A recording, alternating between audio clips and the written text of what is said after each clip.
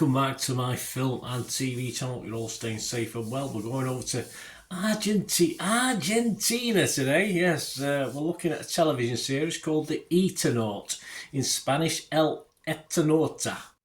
I don't know how good that is, probably nowhere near, but never mind, I tried. Also, created by Bruno Stagnaro, based on the comic of the same name. Yes, I've seen some of the drawings, we call them drawings, caricatures, whatever it is. I sort of like the style, I must admit. I'm sort of half a mind to try and get hold of a copy myself at some stage. I did like the style of the actual caricatures of the drawing of the comic, if you like. That's by Hector Jumen Osterfeld and Francisco Solana Lopez. Yes, very posh.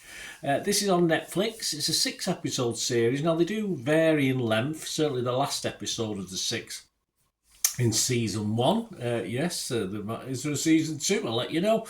Of course, was about an hour and 10 minutes, a bit longer, an hour and 12 minutes. So they do vary from about 45 minutes to over an hour.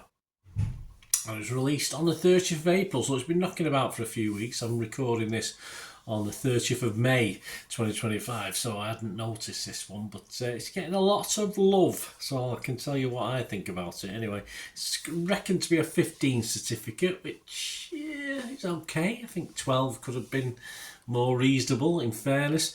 What's it about? Well, in Buenos Aires... Hello, Buenos Aires. Yes, I do. Evita, one of my favourite musicals. There you go. A mysterious snowfall occurs one night, quickly killing most of the population. Well, those are outside anyway, innit? Juan Salvo and his friends are among the thousands who survive, but in the aftermath, life is a struggle. How many people live in Buenos Aires? 10 million, 15 million, I don't know. Didn't feel like that anyway watching it. Then they learn the snow was just the beginning of an attack by extraterrestrial invaders. Yes, we've got an alien attack in this one. The only way to stay alive is to join together and fight. No one will survive on their own, because the Argentinian army is a bit weak on the ground, that's for sure. But anyway, we'll see when you watch the series. There are some initial seeming plot holes in this, and they're never quite answered as the series goes on. Of course, the snow-like substance, we learn certain things about it, and we get certain hints as to what's happening with that as well. But still a few questions unanswered by the end of season 1. And the survivors we initially concentrate on, of course, like any good post-apocalyptic thing, they come across other people and other things during it, but the survivors make some interesting decisions at the start. I mean, it's certainly not decisions I would make. Okay, stupid ones, but we've got a story to tell, haven't we? We've got a plot to move along, and yeah, as ever with something like this, when you don't quite know what's going on, it does pique your interest. It does keep you interested. An older demographic, though, of personnel in this, of characters in this, initially being the key players, and they are throughout this. Of course, some younger people are actually coming to it, but I think it would have been a little bit more dynamic with a slightly younger cast. I'm not talking kids, I'm talking, 30s, early 40s, that sort of cast. These guys all seem to be in the 60s, but I mean, probably I'm being a bit cruel there, I suppose. But I think a slightly younger, a generation younger demographic would have helped this enormously, and it wouldn't have put people like me off who are old. I am old, I'm 66 very soon, so it wouldn't have put me off watching it if it was just a slightly younger demographic. But of course, these could be very well known Spanish and Argentinian actors, if you like. So I don't know. I just have no idea. I didn't see anyone I recognised in this at all. So it might have been playing to certain key characters and certain key actors over there. I don't know. But it doesn't. At the end of the day, that doesn't matter who it is, does it? It's whether it appeals to me. I did watch the dubbed version. Of course, it was on Netflix, so you usually get a dubbed version, which is great. So you don't have to watch it in subtitles. The voiceovers, passable. Yeah, nothing wrong with the voiceover of this. It's okay. You perhaps lose a little bit of the energy and the chemistry, if you like, but it's okay. It's fine. If you want to watch the subtitle version, I certainly won't put you off watching that. And the initial, as I said, setup is entertaining enough. It's just that by 3 episodes in, for me, it all began to drag just a little bit in the storytelling. As it went in. I'll just give you a couple of views of other people, then comment on those as well, because they talk about the pace, etc. Joel Keller from Decider give this 80 out of 100. He liked it. He said the creepiness of the unknown enemy in the Eternaut is what drives this show. Yeah, it always is in the early episodes, so you find out a little bit more. Even as Salvo and other survivors get together to try and fight whoever it is they're fighting, and we're here for it. Yeah, I agree with Joel, but it only lasts a couple of episodes, that intrigue. You want things to move, especially it's 45 to an hour long, 45 minutes to an hour long. You want it to move on a little bit. And it does throw us a few extra bones as well that but are then slow to be built upon. And again, it lacks just a bit of drive for me. Just a little bit of punch. It lacks a bit of punchiness at times. Carly Lane from Collider give it 70. She said the Eternaut is a chilling apocalyptic tale that's more than capable of sweeping you up into its story, with an at times trudging narrative. I say trudging's a good word. That somehow knows exactly when to sprinkle in the right twist to keep you watching. Yeah, it does sprinkle in the twist, but then doesn't build on it. That's a problem. It doesn't follow up quick enough for me. You saw I'm getting a lot of negatives. I'm giving a lot of negatives out here, but I wasn't totally negative on this. I thought it was okay. It was fine. I mean, the twists are there, but we needed them a little bit quicker and to be actioned upon quicker. And you find something out at the end of one episode, you assume it's going to be expanded in the next episode, and it isn't particularly rushed. There's no real rush to do that. Mike Hale from the New York Times, he gave it 70, but he sort of had a couple of my queries on this. He said the series creator Stagnaro has made one major concession to contemporary preferences, and while you can't blame him, he's just doing what every streaming adaptation does. It's a choice that makes a series more ordinary than it needs to be. Good word. I think ordinary is a very good word, because that's how it feels by the time I've finished watching this.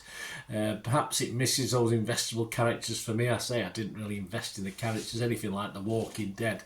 There's always, it's always people to invest in. It's people you like, people you want to stick up for, that when they die or something happens, it makes you gasp, it makes you sorry. And this for me didn't. The characters in it, as I said, it might have lost a little bit on dubbing, but it's just the age and the style of the characters just didn't appeal to me.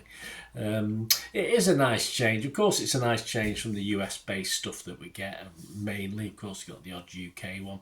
But it's just not as polished as you... I don't want it to be polished, I just want it to be interesting, and some of the CGI is very, very good.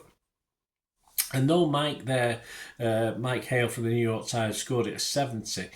I'm not sure the ordinariness in this that he mentions justifies such a high score. I don't know where he's getting that from. I liked it more over the first half, the first 3 episodes, but sadly it lacked a little ambition, I thought, in the second half. And as ever with something like this, save the best to the end, so that you could be sold on another season. And yes, we do have a season 2 to follow. So it really needs to re-engage the watcher. It's not enough just to have a couple of plod along episodes and then pack things into the last episode to drag you back for season 2, because it'll follow the same path again for me. It'll just get a bit monotonous again, and I thought this got a little bit monotonous at times. I want more jeopardy. I want them to build on the setups a lot quicker. That's just not been expanded upon even by episode 6 at the moment. Personally, overall, I was okay with it. I won't be rushing, I'll be honest with you, I won't be rushing to watch another series. If season 2 comes out, it'll be way down my list of watching. There'll be other things I'll watch before that, especially with these current characters, which I said just sadly didn't really appeal to me. I don't care less if any of them. If the world ended tomorrow and they all died, it wouldn't bother me, which isn't right, really. You see, I want to invest in a character. Some other scores anyway. Let's end on a positive, because a lot of people are positive on this, and I'm particularly not. I think it's okay, but a lot of people are loving this. Rotten Tomatoes, 19 critics, 18 fresh and 1 rotten, so they liked it. The consensus, grounded by layered performances and a foreboding pace. Does that mean slow? Is that another word for slow? The Eternaut is a post-apocalyptic adventure that derives its thrills from character as much as it does set pieces. Well, that's where I think it fell down. Metacritic, their average 72 out of 100, but that's only 4 critics, and they all scored it 70 basically. So I got 72. I don't know. Anyway, Rotten Tomatoes audience, Joe Public, 89% positivity.